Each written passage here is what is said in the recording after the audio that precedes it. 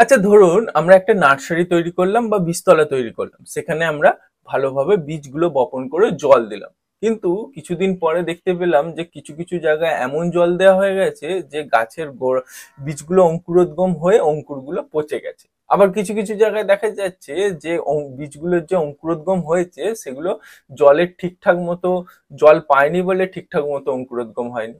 আবার কিছুদিন পর ওই বীজতলায় যখন জল দিলাম, জল দেওয়ার পর দেখা যাচ্ছে যে চারা গাছগুলো কোথাও কোথাও ছোট বড় হয়ে রয়েছে জলের অভাবে। আবার যেখানে জল জমে দাঁড়িয়ে গেছে সেখানে দেখা যাচ্ছে চারা গাছের গোড়ায় ফাঙ্গাস আক্রমণ হয়ে মারা গেছে। আবার এই রকম সমস্যা আমরা মূল জমিতেও দেখতে পাই, আমাদের ছাদ বাগানেও দেখতে পাই, আমাদের বাগান যে আমরা চাষ করি, আম, কাঁঠাল, তারপরে ড্রাগন ফ্রুট, আমরা বিভিন্ন ধরনের যে বাগান করে থাকি সেখানেও কিন্তু এই ধরনের সমস্যা দেখতে পাই। জলের অভাবের কারণে বিভিন্ন ধরনের সমস্যা, কখনো মাটির টেম্পারেচার বেড়ে যাচ্ছে, কখনো হচ্ছে জলের অভাবে গাছের গোড়াতে বিভিন্ন ধরনের ফাঙ্গাসের আক্রমণ ঘটছে। তো এই জলের অভাবটাকে যদি আমরা একটা কন্টিনিউ এবং পারফেক্ট ফ্লো করতে পারতাম তাহলে কিন্তু এই সমস্যাগুলো মেটাতে পারতাম। আচ্ছা, ধরে নিন আমাদের বাড়িতে যে ইলেকট্রিকের যন্ত্রাংশ, যেমন ইলেকট্রিক পাখা, মোটর, সাবমার্সেবল, এগুলো, এই যন্ত্রাংশে একটা বস্তু লাগানো থাকে যেটাকে বলা হয় ক্যাপাসিটার। আর এই ক্যাপাসিটারের কাজ কি জানেন? এটাকে হলো কারেন্টের ওভারফ্লো এবং ডাউন ফ্লোকে কন্ট্রোল করা। অর্থাৎ যখন প্রচুর পরিমাণে কারেন্ট আসবে সেটাকে কিন্তু আটকে দেবে, একটা নির্দিষ্ট পরিমাণ কারেন্টের ফ্লোকে আমাদের ওই মোটরের মধ্যে পাঠাবে, যাতে মোটরের মধ্যে কোনো এফেক্ট না পড়ে। তো সেই রকম যদি কোনো একটা বস্তু আমাদের মাটির মধ্যে যদি মেশাতে পারতাম, যাতে আমরা যত পরিমাণে জল দিই না কেন, যত কমই জল দিই না কেন, গাছের শিকড়কে সঠিক পরিমাণ জলটা সাপ্লাই করবে। তো এই রকমই একটা প্রোডাক্ট আমি বেশ কয়েক বছর ধরে আমি ব্যবহার করে আসছি বিভিন্ন কোম্পানি। তাদের মধ্যে থেকে আমার সবচেয়ে ভালো লেগেছে সেটা হলো এই কেমটেক্স এর, যেটা হচ্ছে অ্যাস্ট্রাজেল, অ্যাস্ট্রা হাইড্রোজেল, যার মধ্যে থাকে পটাশিয়াম পলি অ্যাক্রেলেট। তো এই প্রোডাক্টটা আপনারা কিভাবে ব্যবহার করবেন, কি কি উপকার পাবেন, কেন ব্যবহার করতে যাবেন, এটা ব্যবহার করার নিয়ম কানুনগুলো কি, কি পরিমাণে ব্যবহার করবেন, সেই সব বিষয়গুলো নিয়েই আজকের এই ভিডিওতে আমি আপনাদের সঙ্গে আলোচনা করব। এই অ্যাস্টার হাইড্রোজেল আসলে কি? অ্যাস্টার হাইড্রোজেল আসলে হলো এক ধরনের পটাশিয়াম পলিঅ্যাক্রিলেট। আর এই পলিমার মানে এটা এক ধরনের পলিমার যেটা পটাশিয়াম বেস। আর এই পটাশিয়াম বেস পলিমার এর কাজ হলো, এরা এই যে ছোট ছোট দানা আকারে দেখতে পাচ্ছেন সাদা কালার, এগুলো এর নিজের ওজন যতটা হবে তার 500 গুণ পর্যন্ত আমরা যখন জলে দেবো, জলকে শোষণ করে নিজের মধ্যে ধরে রাখবে এবং আর্দ্রতাকে ধরে রাখার এজেন্ট হিসেবে এরা কাজ করে থাকে। এই পটাশিয়াম পলিঅ্যাক্রিলেট এক ধরনের হাইড্রোফিলিক গ্রুপের সঙ্গে যুক্ত হয়, মানে এর অন্তরের এর ভেতরের যে গঠন, রাসায়নিক যে গঠনটা হয়ে থাকে, সেই কারণে নিজের ওজনের 500 থেকে 600 গুণ জল এ নিজের মধ্যে ধরে রাখে অভিস্রবণ প্রক্রিয়ার মাধ্যমে। যার ফলে কি হয়, গাছ কি যখন মাটির মধ্যে জল থাকবে না তখন কি হবে, এর গা থেকে অটোমেটিক জল বেরোতে শুরু হবে এবং সেটা হাইড্রোফিল মানে হাইড্রোজেন বন্ধনের সঙ্গে থাকে। আর গাছ কিভাবে জল নেয় না, হাইড্রোজেন বন্ধনের মাধ্যমেই গাছ কিন্তু শিকড়ের মাধ্যমে জল মাটি থেকে গ্রহণ করে। সেই জায়গায় এই হাইড্রোজেন বন্ধনের মাধ্যমে যেহেতু থাকে আর এর মধ্যে হাইড্রোজেন আছে, তো কি হয়, জলটা যে আণবিক গঠন সেটা ভেঙে আস্তে আস্তে গাছের শিকড়ের মাধ্যমে গাছ তার শরীরের মধ্যে নিতে পারে। যার ফলে খুব সহজেই আমরা কিন্তু জলকে কন্ট্রোল করতে পারবো এই অ্যাস্টার হাইড্রোজেল যদি আমরা মাটিতে প্রয়োগ করে থাকি। এবার আপনাদের সঙ্গে আলোচনা করা যাক এই অ্যাস্ট্রার হাইড্রোজেলকে ব্যবহার করে আপনারা কি কি উপকার পাবেন বা কেনই আপনারা ব্যবহার করবেন, ব্যবহার করলে কি কি লাভ পাবেন। তো এই বিষয় নিয়ে আলোচনা করার জন্য আমি 5টা পয়েন্ট বলবো যে কারণে এটাকে আমি ব্যবহার করতে আপনাদের বলবো বা আমিও ব্যবহার করে ভালো উপকার পেয়েছি। প্রথমত হচ্ছে মাটির জল ধারণ ক্ষমতা বাড়াচ্ছে। যেসব জমিতে আমরা ব্যাপক পরিমাণে সেচ দেওয়ার পরও 2-3 দিন পরে দেখা যাচ্ছে আবার জমি শুকিয়ে যাচ্ছে, সেই সব জমিতে যদি আমরা প্রয়োগ করি তাহলে তার জল ধারণ ক্ষমতাটা বাড়বে। কারণ কারণ এটা হচ্ছে হাইড্রোজেল পলিমার এক ধরনের, যার ফলে কি হয় হাইড্রোফিলিক পদ্ধতিতে আপনি যখন সেচ দিচ্ছেন তখন সেই জলটাকে এরা স্টোর করে রাখছে এবং যখন মাটি শুকিয়ে যাচ্ছে আস্তে আস্তে সেই জলটাকে আবার ছেড়ে দিচ্ছে। দ্বিতীয়ত যে আমরা বেনিফিটটা পাবো সেটা হলো মাটির টেম্পারেচারকে কন্ট্রোল করবে। বিশেষ করে গ্রীষ্মকালের ক্ষেত্রে বেশ কিছু জমিতে আমরা চারা গাছ যখন লাগাই তখন কি হয় মাটি প্রচন্ড গরম হয়ে যায়, যার কারণে বিভিন্ন ধরনের রোগের আক্রমণ দেখা যায়। আবার যারা ছাদ বাগানে গাছ করেন তারা তো এই গ্রীষ্মকালেতে ছাদের টবের মাটি এত পরিমাণ গরম হয়ে যায় সেই নিয়ে ভুক্তভোগী হয়ে আছেন।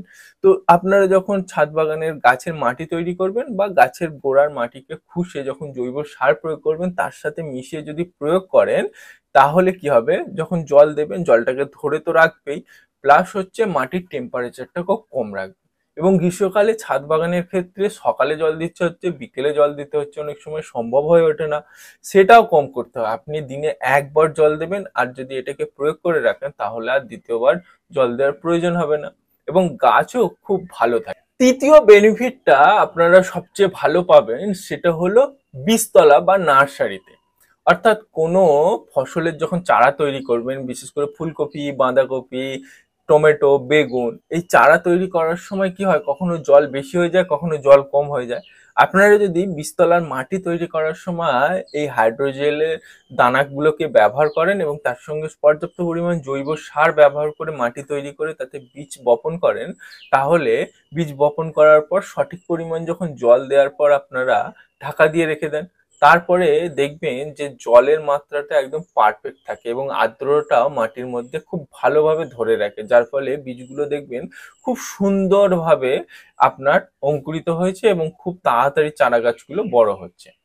এই হাইড্রোজেলকে ব্যবহার করে 4 নম্বর যে কাজটা আপনারা সবচেয়ে ভালো পাবেন সেটা হলো এটা এক তো আপনার মাটির জল ধারণ ক্ষমতা বাড়াচ্ছে, দ্বিতীয়ত হচ্ছে টেম্পারেচার কমাচ্ছে, তৃতীয়ত হচ্ছে জলের সমতা বজায় রাখছে, আর চতুর্থ যে বেনিফিটটা পাবেন এটা মাটিতে প্রয়োগ করলে আপনাদের মনে প্রশ্ন আসতে পারে যে মাটির মধ্যে থাকা যে জীবাণু আছে বা যে জৈবিক কার্যকলাপ আছে সেখানে কোনো এফেক্ট করে কেন?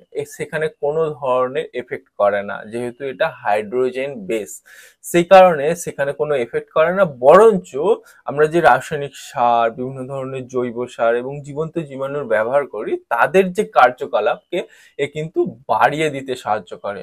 এছাড়া বিভিন্ন ধরনের যে এনজাইম তৈরি হয় গাছের শিকড়ের মধ্যে সেই এনজাইম তৈরিতেও ব্যাপকভাবে সাহায্য করে, কারণ মাটির টেম্পারেচার যদি ঠিক না থাকে তাহলে গাছের শিকড়ে এনজাইম তৈরি হবে না। যেহেতু গাছের গোড়ার মাটির টেম্পারেচার ঠিক রাখছে এবং জলের চাহিদা মেটাচ্ছে এবং হাইড্রোজেনের একটা কাজ করছে, আণবিক কাজ করছে, তাই গাছের শরীরে যে এনজাইম তৈরি হয় সেটা খুব সুন্দরভাবে তৈরি হতে সাহায্য করে এবং মাটির মধ্যে বসবাসকারী যে জীবাণুগুলো আছে যেগুলো গাছের উপকার করে তাদেরকেও বসবাস করতে সাহায্য করে।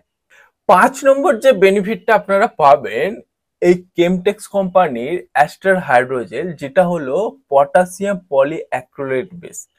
বাজারে বিভিন্ন ধরনের এই হাইড্রোজেল পাওয়া যায়, সেগুলো বেশিরভাগ সোডিয়াম বেস হাইড্রোজেল হয়ে থাকে, কিন্তু এই কেমটেক্স কোম্পানি অ্যাস্টার হাইড্রোজেলের মধ্যে থাকে পটাশিয়াম পলিঅ্যাক্রিলেট, যার কারণে এটা পরিবেশের মধ্যে কোনো ধরনের বিষক্রিয়া বা কোনো ধরনের সমস্যা সৃষ্টি করে না। এছাড়াও মাটির মধ্যে বিভিন্ন ধরনের কার্যকলাপে কোনো ধরনের হস্তক্ষেপ করে না, বরঞ্চ উপকার করে। তার পাশাপাশি যেহেতু এটা পটাশিয়াম বেস তাই গাছেরও উপকারে আসে। এছাড়া এটাকে যদি ব্যবহার করেন তাহলে 1 থেকে 2 বছর পর এটা মাটিতে মিশে মাটির মধ্যে ভেঙে নষ্ট হয়ে, কারণ এটা একবারে কাজ করতে করতে করতে আস্তে আস্তে হাইড্রোজেন আণবিক যে গঠনগুলো সেগুলো আস্তে আস্তে নষ্ট হয়ে যায়, যার ফলে এর ক্ষমতা আস্তে আস্তে নষ্ট হয়ে যায়, যেটা আস্তে আস্তে মাটিতে পরিণত হয়ে যায়। তাই এটা মাটির মধ্যে কোনো ধরনের দূষণ বা কোনো ধরনের সমস্যার সৃষ্টি করে না। এবার আপনাদের সঙ্গে আলোচনা করা যাক যে এটাকে আপনারা কখন কি পরিমাণে ব্যবহার করবেন। তার আগে আপনাদের একটা বিষয় আপনাদের দেখাই। এই যে পাউডারটা দেখছেন আমি 1 চামচ মতো নিচ্ছি। এবার এটাকে আমি গ্লাসে দিলাম, দেওয়ার পর আমি জল ঢাললাম। জাস্ট কিছুক্ষণ ওয়েট করুন, দেখবেন যে দেখতে পাচ্ছেন পুরো জলটাকে অ্যাবসর্ব করে নিচ্ছে, এখনো জল দেওয়ার প্রয়োজন হচ্ছে। তার মানে এদের যে পরিমাণ, এদের যে ওজন, তার ওজনের তুলনায় প্রায় 500 থেকে 600 গুণ এরা জল কিন্তু এদের নিজেদের মধ্যে ধরে রাখছে। এবার আসি আপনারা কিভাবে প্রয়োগ করবেন বা কি পরিমাণে প্রয়োগ করবেন। প্রথমে আসি, যারা ছাদ বাগানে প্রয়োগ করতে চান, আপনারা যারা ছাদ বাগানে প্রয়োগ করতে চান, তাহলে প্রতি টবেতে, টবের মাটি তৈরির জন্য বা টবের গোড়াতে যদি আপনারা গাছের গোড়াতে প্রয়োগ করতে চান, তাহলে 5 গ্রাম মাটি তৈরির সঙ্গে প্রতি 8 থেকে 10 ইঞ্চি টবের জন্য 5 গ্রাম মাটির সঙ্গে জৈব সারের সঙ্গে মিশিয়ে আপনারা মাটি তৈরি করতে পারেন, বা গাছের গোড়ার মাটি খুলে জৈব সারের সাথে মিশিয়ে প্রয়োগ করে মাটি চাপা দিয়ে দিয়ে এবার আপনারা জল দিতে পারেন। ভালো রেজাল্ট পাবেন এই গ্রীষ্মকালেতে বিশেষ করে, কারণ এই গ্রীষ্মকালে মাটি ব্যাপক পরিমাণ গরম হয়ে যায়, যার কারণে বিভিন্ন ধরনের সমস্যা আপনারা দেখতে পান। কখনো কখনো দেখবেন তো গাছ ডাইব্যাক লেগে মারাও যাচ্ছে এই গ্রীষ্মকালে, মাটি গরম হয়ে যায়। বাগানে প্রয়োগ করতে চান, বিশেষ করে আম গাছের গোড়ায় বা কোনো ফলের গাছের গোড়ায় বা ড্রাগন বাগানে ব্যবহার করতে চান বা কুলের জমিতে ব্যবহার করতে চান, তাহলে প্রতি গাছ পিছু 40 থেকে 50 গ্রাম গাছের গোড়া সারের সাথে আপনারা প্রয়োগ করবেন, সবচেয়ে ভালো রেজাল্ট পাওয়া যাচ্ছে। জৈব সারের সাথে মিশিয়ে আপনারা প্রয়োগ করে আবার মাটি চাপা দিয়ে এবার ওই গাছের গোড়ায় আপনারা জল দিন, তাহলে ভালো রেজাল্ট পাবেন। তাহলে কি হবে, আপনার ওই গাছেতে সবচেয়ে কম পরিমাণ আপনাকে জল প্রয়োগ করতে হবে। মানে আপনাদের যে বাগানে ব্যাপক পরিমাণে একটা জল ব্যবহার হয়, যার একটা খরচ আছে, সেটা কমে যাবে।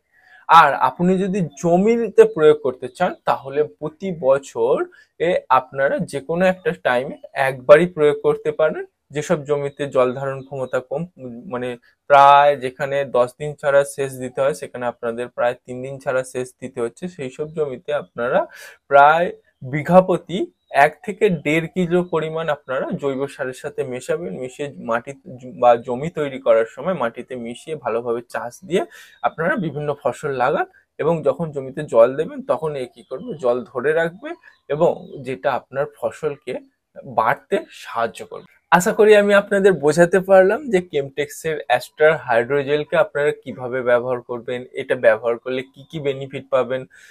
এই সম্পর্কে যদি আরো কিছু জানার থাকে, অবশ্যই আমাদের যে ফেসবুক গ্রুপ বা আমাদের যে ফেসবুক পেজ আছে, সেখানে আপনাদের মন্তব্য পোস্ট করতে পারেন। আর এই ভিডিওটি যদি ভালো লেগে থাকে, অবশ্যই লাইক করবেন এবং কৃষক বন্ধুদের সাথে শেয়ার করবেন। আজ এই পর্যন্তই, আবার দেখা হচ্ছে পরবর্তী এক ভিডিও। ভালো থাকবেন এবং আপনার ফসলের যত্ন নেবেন।